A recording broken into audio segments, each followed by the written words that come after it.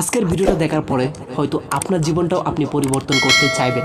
আর হ্যাঁ, আপনি এই তিনটা টিপস আপনি ফলো করুন, তাহলে অবশ্যই আপনার জীবনও পরিবর্তন হবে। আপনি যদি বদলাতে চান নিজেকে, তাহলে বদলানো যায়। আমরা আমাদের জীবনের কথা ভেবে সবসময় ভালো কিছু করাই হচ্ছে প্রথম এবং প্রধান কাজ।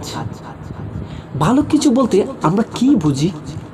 একজন মানুষের বেঁচে থাকার জন্য কিংবা জীবনে উন্নতি করার জন্য বিশেষ কয়েকটি ব্যাপার দরকার হয়। এর মধ্যে উল্লেখযোগ্য কয়েকটি হচ্ছে বদ অভ্যাস ত্যাগ করা, ধৈর্যশীল হওয়া এবং বই পড়া। বদ অভ্যাস হচ্ছে মানুষের জীবনের সবচেয়ে খারাপ দিক। এক একজনের এক এক রকমের বদ অভ্যাস থাকে। কেউ সিগারেট পান করে, কেউ মদ পান করে, অথবা অনেকে রাত করে বাড়িতে ফিরেন। কিছু লোক তো রাস্তাঘাটে অনেক ইফটিজিং করে। এগুলো কি ভাই? এগুলো হচ্ছে সব থেকে বদ অভ্যাস। এগুলো যদি আপনি ত্যাগ করতে পারেন তাহলে অবশ্যই পাল্টানো সম্ভব। ধৈর্যশীল হয়ে উঠুন। মানুষের জীবনে ধৈর্য অনেক কিছু গুরুত্ব বহন করে। যে কোনো কিছু পেতে হলে মনের জোর এবং ধৈর্য নিয়ে অপেক্ষা করতে হয়।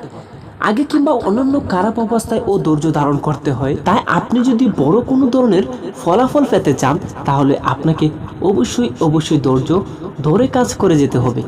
কারণ ধৈর্য ছাড়া আপনি বড় কোনো কাজ বা কিছু অর্জন করতে পারবেন না। তো অবশ্যই আপনাকে প্রথমত ধৈর্যটা অবশ্যই রাখতে হবে এবং আপনার মধ্যে ধৈর্য থাকতে হবে।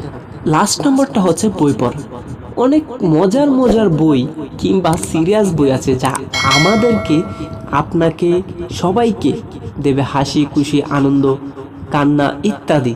আপনি যদি নিয়মিত বই পড়েন তাহলে আপনার অনেক দুঃখ কমে যাবে এবং অনেক কিছু শিখতে সাহায্য করবে।